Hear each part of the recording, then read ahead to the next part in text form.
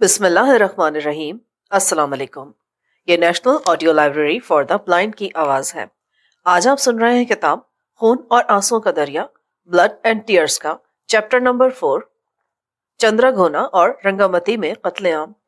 इस किताब के मुसन्निफ हैं कुतुबुद्दीन अजीज और इसका तर्जुमा किया है सलीम मंसूर खालिद और जहूर अहमद कुरैशी ने। इस किताब के लिए हमसे ताउन किया है मोहम्मद बिलाल ने। 35 साला वजीहुन्निसा के खाविंद सेंट्रल एक्साइज डिपार्टमेंट में मुलाजिम थे और चंद्रघोना में तैनात थे। उन्होंने मार्च 71 में अपने शहर में गैर बंगालियों के कत्लेआम के बारे में बताया।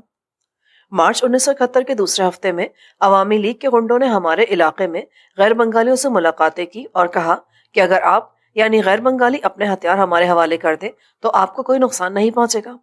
मेरे खाविंद मकसूद आलम जो एक बेहतरीन निशानाबाज थे, उन्होंने उनकी हिदायत पर अमल करते हुए अपनी बंदूक गुंडों के हवाले कर दी। मार्च के तीसरे हफ्ते में अवामी लीग के लुटेरों ने गैर बंगालियों को डराया, धमकाया और उनसे रकमें बटोरी। उन्होंने फरार के तमाम रास्ते बंद कर दिए थे।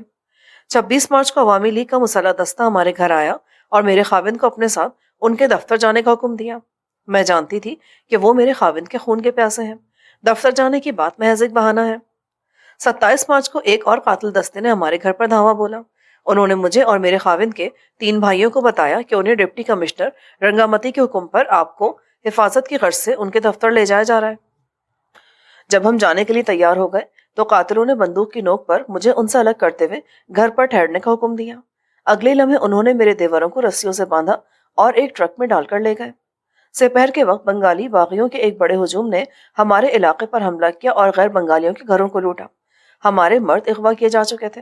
एक कातिल जत्थे ने मेरे घर में लूट मार की और हर चीज उठाकर ले गए सिवाय छत पर लगे पंखों और अलमारियों में पड़े चंद कपड़ों के। उन्होंने गैर बंगाली औरतों और बच्चों को जानवरों की तरह एक अहाते की तरफ हाँका जहां हमें रुकने के लिए कहा गया। 15 दिनों तक हम अमलन भूखे प्यासे वहीं रहे क्योंकि पानी की चंद बूंदें और खुराक के चंद टुकड़े कभी कभार हमारी तरफ फेंक दिए जाते थे। हमने अल्लाह से मदद की दरख्वास्त की। 13 अप्रैल को हमें पकड़ने वालों को खबर हुई कि पाकिस्तानी फौज चंद्रघोना की तरफ बढ़ रही है। बागियों ने हमें कतार में खड़ा होने के लिए कहा। हम जानते थे कि वो हम पर गोली चला देंगे। हम में से कुछ ने भागने की कोशिश की। अचानक उस अहाते से जहां हमें पकड़ने वालों ने रखा हुआ था चंद गज दूर एक गोला गिरा और फट गया। हमने कुछ फासले पर पाकिस्तानी फौजियों को देखा जो सब सिलाली परचम लहराते हुए हमारी तरफ तेजी से बढ़ रहे थे। हमें पकड़ने वाले बुज़दिल अगले ही लम्हे चूहों की तरह भाग निकले। पाकिस्तानी फौजियों ने हमें पानी और खाना दिया। उन्होंने चंद्रघोना की एक और दूसरी जगह से 200 गैर बंगाली औरतों और बच्चों को आज़ाद कराया जहां पकड़ने वालों ने उन्हें बंद कर रखा था। हमें पता चला कि चंद्रघोना से जितने भी गैर बंगाली मर्दों को अगवा किया था उन सबको बागियों ने कत्ल करके उनकी लाशें दरियाई कर्णाफली में बहा दी थी। वफाकी फौज ने हमें चिटागोंग के एक रिलीफ कैंप में रखा। दिसंबर 1971 के तीसरे हफ्ते में जब चिटागोंग पर भारतीय फौज और मुक्ति वाहिनी का कब्जा हो गया तो गैर बंगालियों के लिए मौत और तबाही के फाटक एक बार फिर खुल गए। मेरी छोटी बेटी को सर्दी की वजह से ठंड लग गई थी। खौफ और नफरत की हद ये कि कोई अस्पताल बिहारी के बच्चे के इलाज के लिए तैयार न था। उसने बुखार में तड़पते तड़पते मेरे हाथों में जान दे दी। कुछ दिनों बाद मुझे रेड क्रॉस के रिलीफ कैंप में भिजवा दिया गया। फरवरी 1974 में मैं कराची मुंतकिल हुई। चिटागोंग से एनी शाहिदों ने बताया कि अप्रैल 1971 में बंगाली बागियों ने कर्णाफली, पेपर और रेहान मिल्स में लूट मार की और उनके गैर बंगाली अमले और उनके खानदानों को कत्ल कर दिया। इस कत्लेआम से सिर्फ चंद लोग ही बच सके।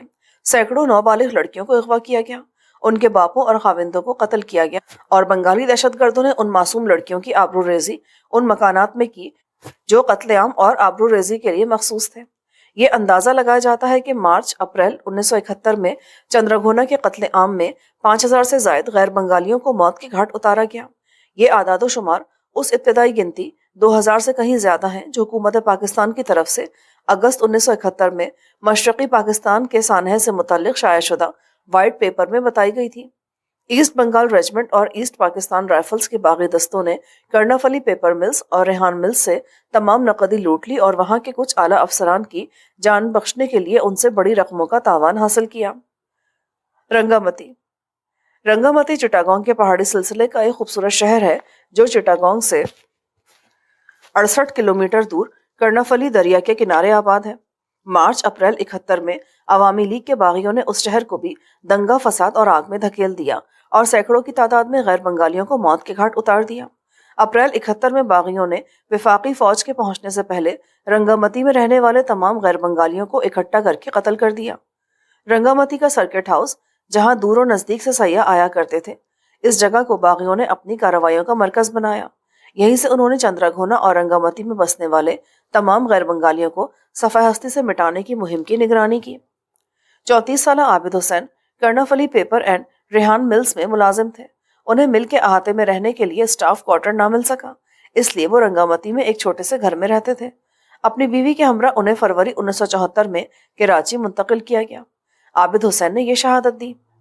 کرنافلی پیپر اینڈ ریحان ملز میں پہلا افسوسناک واقعہ 18 مارچ کو پیش آیا، جب عوامی لیگ کے دہشت گردوں نے ملز کے بنگالی ملازمین کو اکسایا اور بھڑکایا کہ آپ غیر بنگالی ملازمین اور ان کے اہل خانہ کو قتل کر دیں اور مل پر قبضہ کر لیں۔ اس بات کا ادراک کرتے ہوئے کہ کیا ہونے والا ہے، میں اپنے گھر کی طرف بھاگا اور اپنی بیوی کے ہمراہ ایک خدا ترس اور قابل اعتماد بنگالی دوست کے ہاں پناہ لی۔ عوامی لیگ کے گنڈوں نے مارچ 1971 کے پورے مہینے کے دوران رنگامتی کے غیر بنگالیوں کو دہشت گردی کا نشانہ بنائے رکھا اور بہت سے غیر بنگالی مردوں کو اغوا کر کے قتل کر دیا۔ اپریل 1971 میں وفاقی فوج کے آنے سے پہلے انہوں نے تمام غیر بنگالیوں کو گھیرے میں لے لیا اور جانوروں کی طرح ہانکتے ہوئے اسکولوں کی عمارتوں میں لے گئے، جہاں ان کو گولی مار دی گئی۔ فوج کی طرف سے باغیوں پر قابو پا لینے کے بعد میں چٹاگانگ میں ایک دوست کے گھر منتقل ہو گیا۔ جب میں دوبارہ رنگامتی گیا تو وہاں مشکل سے ہی کوئی غیر بنگالی بچہ نظر آتا تھا۔